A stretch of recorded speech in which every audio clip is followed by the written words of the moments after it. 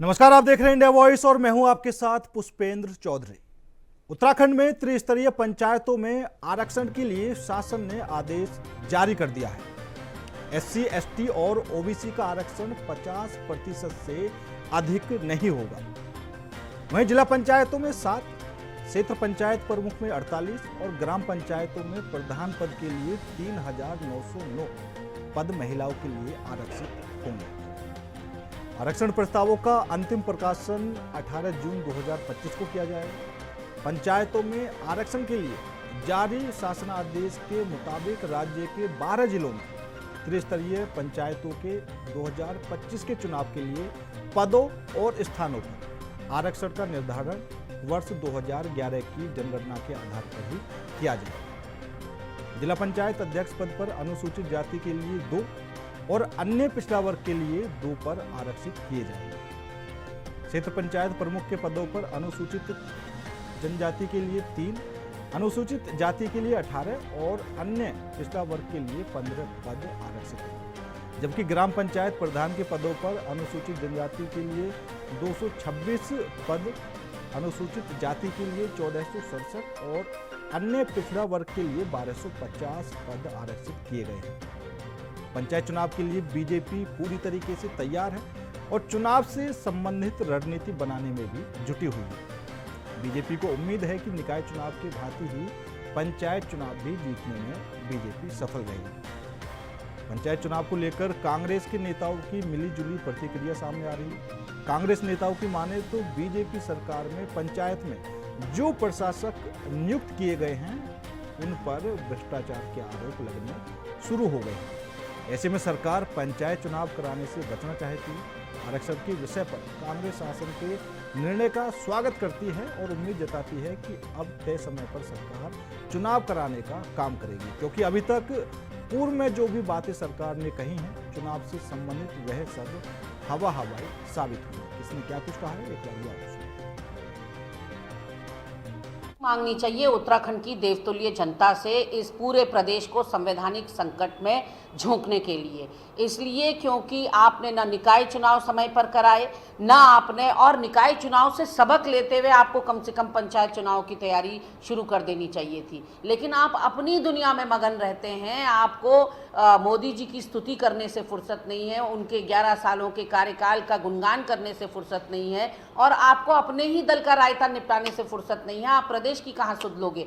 संविधान ये कहता है कि जब भी पंचायत चुनाव या निकाय चुनाव का कार्यकाल समाप्त होने लगता है उसके 6 महीने पहले से प्रक्रिया चुनावों की शुरू हो जानी चाहिए। यहाँ तो 6 महीना बीत जाने के बाद भी प्रक्रिया होते हुए नहीं दिखाई पड़ती है, केवल जुबानी जमा खर्च हो रहा है। अगर सत्तारूढ़ दल के प्रदेश अध्यक्ष से पूछो महेंद्र भट्ट से, तो वो कहते हैं हम चुनाव के लिए तैयार हैं, निर्वाचन कहता है हम चुनाव के लिए तैयार हैं, मुख्यमंत्री कहते हैं हम चुनाव के लिए तैयार हैं। तो फिर आखिर इस प्रदेश में पंचायत चुनाव होने से रोक कौन रहा है? और जिस तरह से आपने अध्यादेश भेजा वहाँ अनुमोदन के लिए राज्यपाल महोदय के वहाँ, और वहाँ से वो बैरंग वापस आ गया बिना अनुमोदन हुए, उससे भी आपके चेहरे पर एक करारा तमाचा लगा। लेकिन फिर भी आपने सबक नहीं सीखा है और अभी भी जुलाई तो आप कह रहे हैं, लेकिन गनीमत है अगर आप जुलाई में भी पंचायत चुनाव करा पाए। जब कभी भी आप प्रशासक नियुक्त करते हैं तो जो सरकारी अधिकारी होते हैं उनको प्रशासक का जो है कार्यभार दिया जाता है। ये तो उत्तराखंड राज्य है, यहाँ तो जैसा मर्जी वैसे कर दो। सरकार ने जो है जो लोग जिनका निर्वाचन समाप्त हो गया था, अवधि समाप्त होगी, उन्हीं को प्रशासक बना दिया। ये स्थिति हो गई कि अगर प्रदेश के अंदर विधानसभा भंग हो जाए या विधानसभा किसी तरीके से जो है वहाँ पर सरकार गिर जाए तो उस अवधि में कह दी कि क्या नाम राज्यपाल शासन तो होगा लेकिन विधायकों को जो है अधिकार मिलेगा। ऐसा कभी ये काम इस सरकार ने असंवैधानिक कार्य करने का काम किया।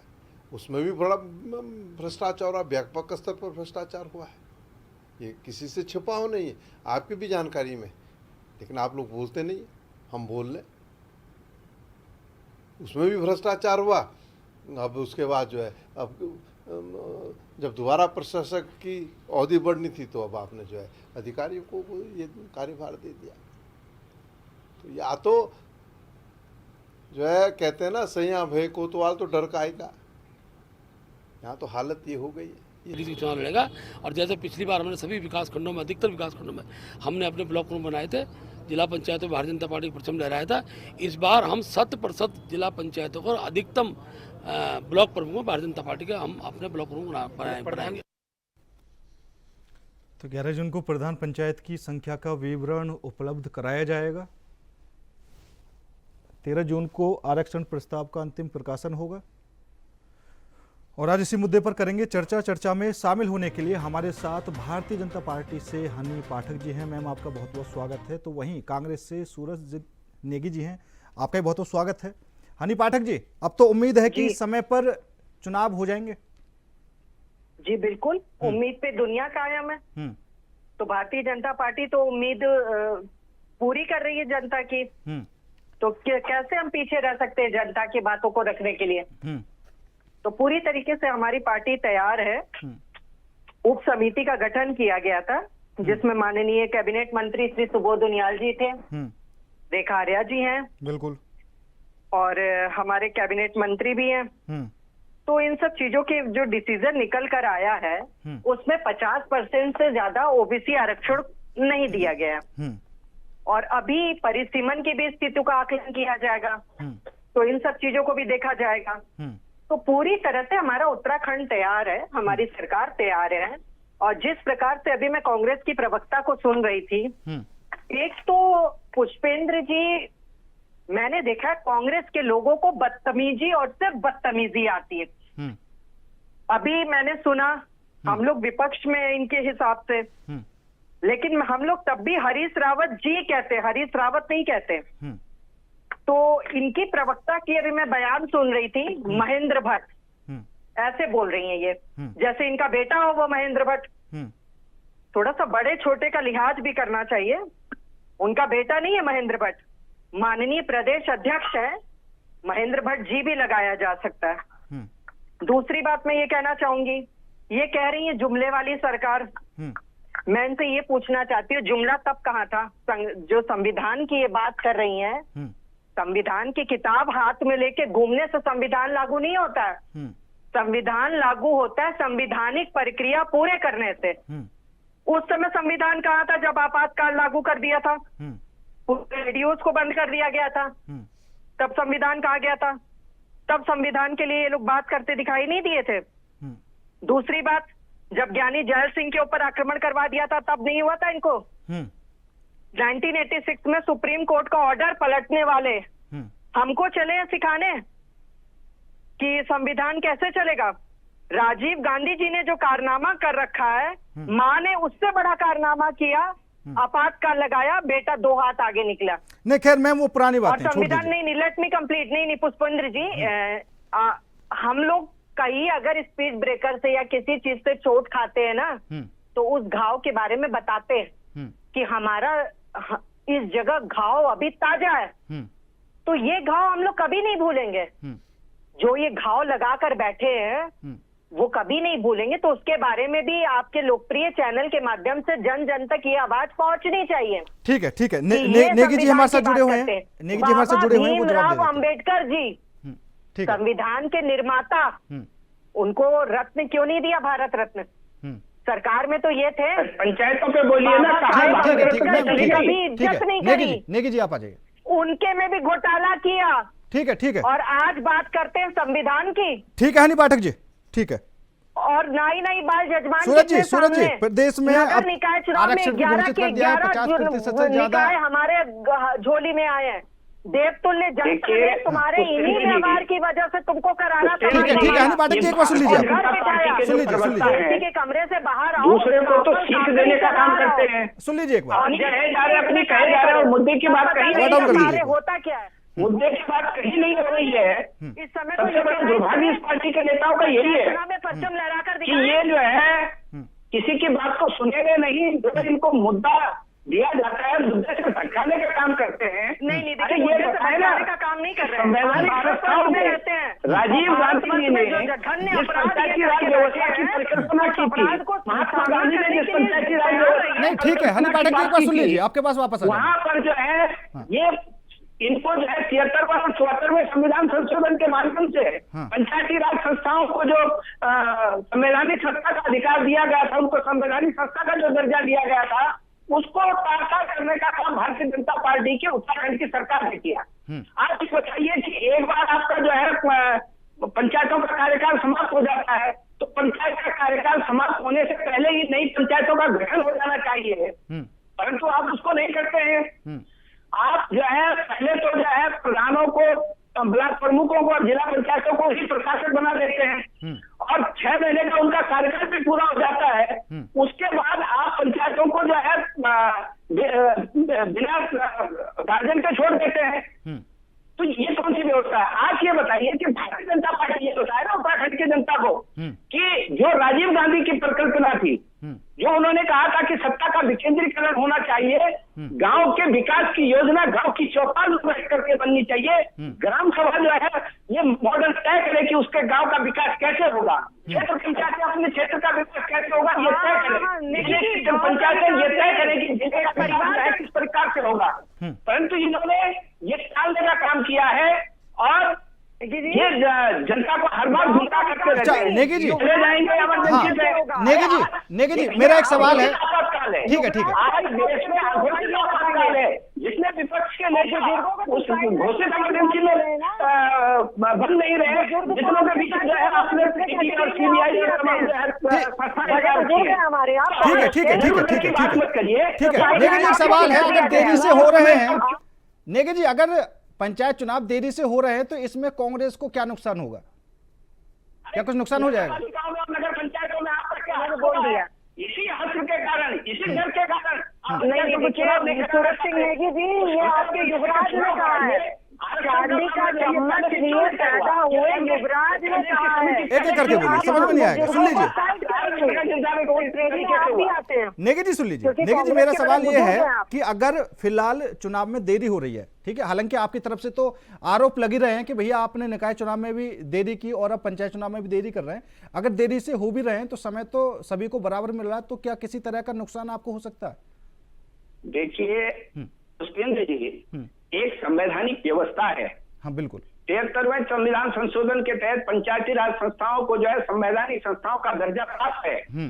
तो संवैधानिक संस्था का मतलब यह है कि अब उनका कार्यकाल पूर्ण होने से पूर्व ही चुनाव करा दिए जाएं। हाँ। और जैसे कार्यकाल समाप्त होता है, नया जो बॉडी है वो काम करे, तो आप उसको मानेंगे नहीं। अरे आपने पंचायतों को मनमाना आरक्षण, मनमाना परिसीमन, ये कौन सी बात है? आप ये बताइए कि लोकसभा और विधानसभा में अभी तक परिसीमन नहीं हुआ और यहाँ पंचायतों में हर साल आप परिसीमन करते हैं। आप ये बताइए कि देहरादून का नगर निगम का जो सीट है केवल कांग्रेस के शासन में महिला के लिए आरक्षित हुई है। आप इसका कहीं कभी किसी बार भी भारतीय जनता पार्टी के शासन में महिलाओं के लिए आरक्षित नहीं हुई है।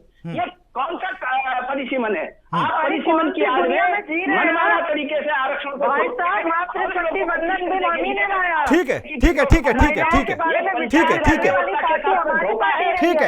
ठीक है, शांत हो जाइए। हनी पाठक जी ये जो हमारी सरकार है उनके साथ तो धोखा है। हाँ ठीक है, शांत हो जाइए। हनी पाठक जी, ये जो पंचायत चुनाव हैं ये एक तरह से कह सकते हैं विधानसभा चुनाव का अभ्यास मैच देखा जा सकता है। देखिए पुष्पेंद्र जी, हाँ। पहले मैं बात करती हूँ जो अभी विपक्ष ने आरोप लगाया महिलाओं को लेकर। सांसदी का चुनाव हुआ, लोकसभा चुनाव हुआ, साथ में बैठे हैं, पूछिए कितनी महिला सांसद को टिकट दिया। दूसरा नगर निकाय चुनाव हुआ, बता दीजिए ना मेरे को ये टिकट की बात बड़े बुजुर्ग हमारे राहुल गांधी जी के अनुयायी। नेगी जी प्लीज रिक्वेस्ट करो, एक एक करके नेगी जी आपके पास आ जाऊंगा। ताजा अभी होगा तो चक्रानगरम में क्यों नहीं आता नगर निगम? आप ये बताइए कि महिलाओं के लिए राहुल गांधी जी की तो लड़ो ना, राहुल गांधी जी से जाके लड़ो। बड़े बुजुर्गों को साइड लाइन करने के लिए राहुल गांधी ने बोला, हनी पाठक ने नहीं बोला। ये कौन सा सुन लो, पता है मुझे, मैंने गाँव दे दिया, वो 30 रहेगी, पूरी डिबेट भर रहेगी। तो सुन लो, आप मेरी बात सुन लो नेगी जी। नगर निकाय चुनाव में कितनी महिलाओं को टिकट दिया? अरे एक जितने मिनट। आरक्षण के विधानसभा चुनाव में प्लेसमेंट एजेंसी के ओनर हरीश रावत जी की बेटी को प्लेसमेंट एजेंसी के ओनर हरीश रावत जी की बेटी को सामान्य कार्यकर्ता को नहीं दिया। कांग्रेस ने दिया है महिलाओं को आरक्षण। मुझे पता है आपको पीड़ा हो रही है, किसके बाद होगा पीड़ा हो रही है, मुझे पता है। मेरी बात आपको बहुत चुभ गई है, लेकिन थोड़ा बर्दाश्त करो भाई। मुझे पता है आपको टीस है, लेकिन बर्दाश्त करो। अब सुन लो, ठीक है, सुन लो। मैं पंचायतों से जुड़ा हुआ व्यक्ति हूँ, मेरा जीवन पंचायतों में लगा है। सबसे बड़ी पंचायत तो आपकी राहुल गांधी जी कर रहे हैं, गांधी जी कर रहे हैं। और अभी नेगी जी, नेगी जी आपकी तरफ से आरोप भी लगाए जा रहे हैं। अपनी गुटबाजी की महापंचायत का खत्म करो। हाँ नेगी जी सुन लीजिए।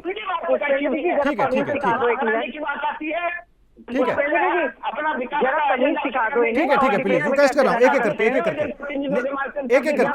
एक करके नेगी जी आपकी तरफ से आरोप लग रहे हैं, नेगी जी आपकी तरफ से आरोप भी लगाए जा रहे हैं कि जो प्रशासक हैं जिनका समय बढ़ाया गया है उन पर भ्रष्टाचार के भी आरोप लगने शुरू हो गए।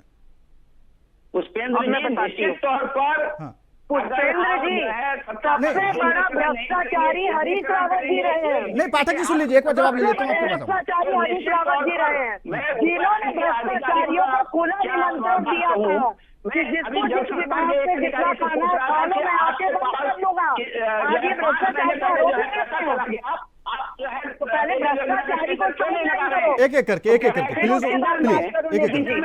समझ में नहीं आएगा। एक एक भाई कितना समय चाहिए वो ये बताने को तैयार नहीं। टेंडर प्रक्रिया में सूरज सिंह नेगी जी किया और उसके बाद क्योंकि मन कहे ठेकेदार का टेंडर नहीं खुला, इसलिए उसको निरस्त करने का काम कर दिया गया। तो ये अधिकारी तो भ्रष्टाचार की संस्कृति बन गए हैं। प्रदेश का भ्रष्टाचारी ठीक है हनी पाठक जी आप बोलिए, क्योंकि फिलहाल जो देखा जा रहा है अगर कोई भ्रष्टाचार कर भी रहा है अधिकारियों तक सस्पेंड किया जा रहा है। तो आप अपना पूरा 2 महीने का कोटा कर रहे हो पूरा, ऐसा तो नहीं है ना? बात कोटे की नहीं है, कोटे की बात है। आपको बुलाना छोड़ दिया मीडिया ने, आज बुलाइए तो आप एकदम अति उत्साहित। नेगी जी शांत हो जाइए। पंचायतों के चुनाव मत होइए प्रभु, जो संवैधानिक संस्था जितना मोदी धामी करते हो ना करते तो जनता से माफी मैं आपको गारंटी कर रही हूँ, जनता से जितना धामी मोदी करते हो ना उनके पंचायतों के अधिकार जो है समय पर नहीं दे पाए, संवैधानिक व्यवस्था का पालन नहीं कर पाए, हमारी प्रजातांत्रिक व्यवस्था में पंचायत। ठीक है शांत हो जाइए। एक बार नेगी जी का बटन कर दीजिए। पाठक जी आप बोलिए, हनी पाठक जी आप बोलिए। नेगी जी चुप हो गए? शांत। बहुत बहुत धन्यवाद नेगी जी। अब मैं बताती हूँ, भ्रष्टाचारी ये बोल रहे हैं, भ्रष्टाचारी का महापापी उत्तराखंड में भ्रष्टाचार का जनक माननीय पूर्व मुख्यमंत्री श्री हरीश रावत जी, जो खुली चुनौती दे रहे थे स्टिंग ऑपरेशन के दौरान कि जिसको जिस विभाग से जितना खाना है खा लो, मैं आके बंद कर लूंगा। ये भ्रष्टाचार को एकदम खुला निमंत्रण देते हुए नजर आ रहे थे। दूसरा, हरीश रावत जी को डेनिस रावत के नाम से भी जाना गया। शराब में तो जो भ्रष्टाचार किया इसने वो तो यही जाने, कलंक जिसे कहते उत्तराखंड को लगाना। दूसरा, नर कंकालों पर तक राजनीति कर बैठे थे ये उसने पार्टी के लोग हैं। चौथी बात, अभी तो शुरू किया और आपको पुदीना की आवश्यकता पड़ गई प्रभु, पूरी खत्म तो होने दो बात। अरे पेट का दर्द हो रहा है इनको, मुझे पता है, बीपी की दवा खा लो नहीं थी। अभी मेरी बात शुरू हुई और आपका पड़ गया। दूसरी बात सुनो, आप प्रशासकों का कार्यकाल बढ़ाया, आप कह रहे हैं वहां पे पूरे भ्रष्टाचारी हैं, तो खुद जीत के दिखा देते। किसने हाथ को रोका था? जीत तो पाते नहीं हो, देवतुल्य जनता ने उठाकर बाहर कर दिया, सबक सिखा दिया, और उसके बावजूद आप इस तरीके की बात करते हो। अगर कोई भ्रष्टाचारी है तो आज के जो हमारे युवा पीढ़ी है, आज की जो हमारी जनरेशन है, आज की जो हमारी टेक्नोलॉजी है, उसके तहत कोई भी भ्रष्टाचारी कहीं पे रह नहीं सकता। तुरंत सोशल मीडिया के माध्यम से, यूट्यूब के माध्यम से वो बाहर आ जाता है। ठीक है, तो आप बताओ ना, जनता फिर हमें क्यों अपना रही है? देशतुल्य जनता हमें अपना आशीर्वाद क्यों दे रही है? इसलिए दे रही है क्योंकि भारतीय जनता पार्टी की सबका साथ, सबका विकास, सबका प्रयास वाली भावना से लगातार जनता एकदम लाभान्वित हो रही है। ठीक है, ठीक है, ठीक है। नेगी जी, आपके पास 1000 मुद्दे हैं। नेगी जी, आपके पास 1000 मुद्दे हैं और उत्तराखंड में कांग्रेस लगातार गिनाती भी रहती है कि भारतीय जनता पार्टी ने ये कर दिया, वो कर दिया, यहाँ पर कानून व्यवस्था ठीक नहीं है, यहाँ पर घोटाला चल रहा है। अगर ये सब बातें चल रही हैं तो जो मिशन 2027 है उसमें तो आपको आसानी से जीत मिल जानी चाहिए। 2014 के बाद वंदे भारत ये जो है कबीर, उसी समय डेमोग्राफी का ध्रुवीकरण का एजेंडा लेकर आ जाएंगे। जनता हमारी देश है। ठीक है, हनी पाठक जी शांत हो जाइए। केवल ध्रुवीकरण करके जो है सत्ता में आते हैं। अगर इनके पास से हिंदू मुस्लिम का एजेंडा खत्म हो जाए देश से, तो इनको एक सीट मिलने वाली नहीं है। ये गारंटी के साथ मैं लिख के दे सकता हूँ। अच्छा, मतलब भारतीय जनता पार्टी हिंदू मुस्लिम के नाम पर वोट लेती है। जिस दिन सांप्रदायिक ध्रुवीकरण बंद कर देंगे, विकास के मुद्दे पर, ईमानदारी के मुद्दे पर जिस दिन ये चुनाव लड़ेंगे, उस दिन एक भी सीट इनकी नहीं आ सकती।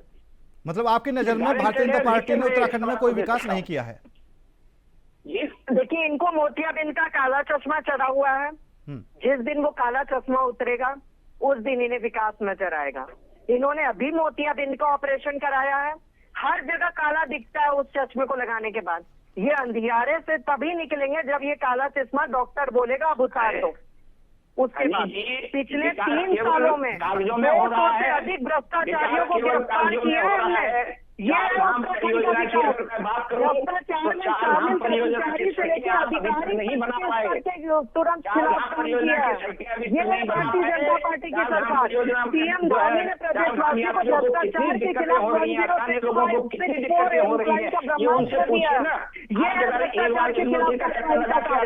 एक बार गंगोत्री का चक्कर लगा के आ जाइए, आपको पता लग जाएगा 2027 तक 2000 मेगावाट कैपेसिटी विकसित करने का लक्ष्य लेकर हमारी दानी सरकार आगे बढ़ रही है। ये वो है उत्तराखंड का विकास। प्रति वर्ष 529 मिलियन यूनिट ग्रीन एनर्जी का उत्पादन किया जाएगा। ये है उत्तराखंड का विकास। स्थानीय लोगों को रोजगार देने वाला हमारा राज्य बनेगा। आत्मनिर्भर भारत की सरकार में हुई है, भारतीय जनता पार्टी की सरकार में हुई है। ठीक है, ठीक है, ठीक है, ठीक है, ठीक है।